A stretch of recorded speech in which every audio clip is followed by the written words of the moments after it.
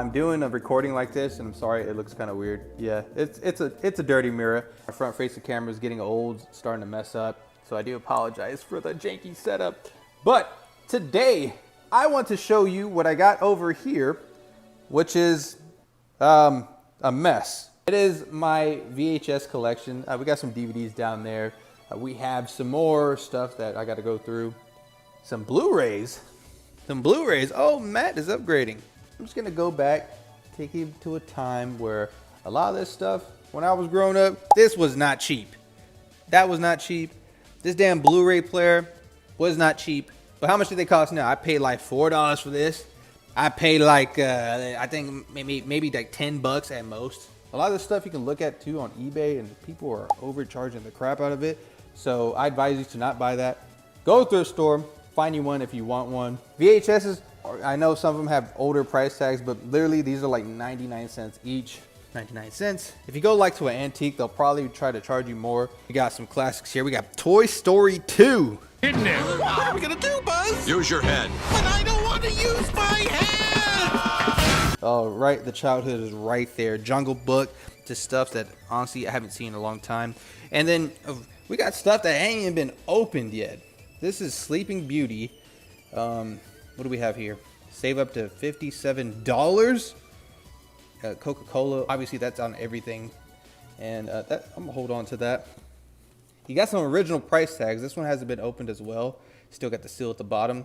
If you look closely enough here, $26.99 for this bad boy. Oh my goodness, imagine paying that now. So yeah, just a bunch of movies. And something I found interesting. Bill Cosby himself. Hey, hey, hey! You think that's worth some money? I don't think so. Now, a lot of reasons why I collect this stuff is just for the nostalgia factor, but also, let me tell you guys a little bit of a story where I was on YouTube and a guy was explaining to me about a certain DVD that they had back in the day. It was a DVD that you played for a couple of hours, or maybe like 2 days at the most, and it would basically destroy itself. Now when you're finished watching, recycle the disc with your other plastics or take advantage of our free recycling program with Green Discs. We'll turn those expired discs into new FlexPlay DVDs and displays. And think of all the gas you'll save by avoiding that trip back to the video store. And that kind of threw me off because I was like, why would they make a DVD like that? Upon further investigation, a lot of these companies, their intentions were not to give you physical media at all. I don't think anybody can tell you with any precision what the next 5 to 6 years are going to look like, and whether or not the intrusion of the VCR will have a cataclysmic or a beneficent effect on the movie business. It wasn't a good year for the movie business, although it did make a record-breaking recovery last Christmas. But the overwhelmingly interesting fact of 1985 was this: Hollywood studios, for the first time in their history, actually made more money from the sale of video cassettes, not the rental, but the sale of video cassettes, than they did from the sale of tickets at movie theaters.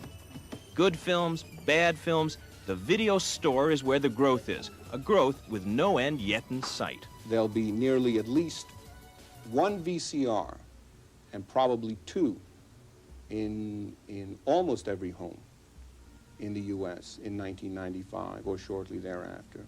Predicted it right, but left one big guy out.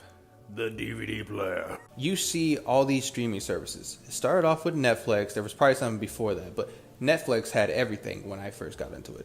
It was cheap to pay. You could basically find any title in that catalog that they offered. Nowadays, they have Hulu, they got Paramount Plus, they got HBO Max, they got BET Max, they got everything plus Max. It's insane how much stuff it is. And you're going to be paying a pretty penny, just opposed to when you had Netflix. Here we have Teenage Mutant Ninja Turtles, popping this bad boy right in. And we're just gonna look at the quality. To me, it really doesn't bother me as much, but maybe for some of you guys, you're gonna look at this and be like, dude, what the hell is this? And to control all my setups, I have this universal remote. It is very handy. The back piece is tore off there because of my daughter, but still functions, and it's able to control my VCR, DVD, and Blu-ray all at once. Now, the only issue I ever run into with these VHSs is some of them are quite darker than others, just depending on guessing the tape. But we have Toy Story here where you can see it's very bright and I can see everything on the screen. But that's going to do it for today's video. I just thought to be a little bit different with this one.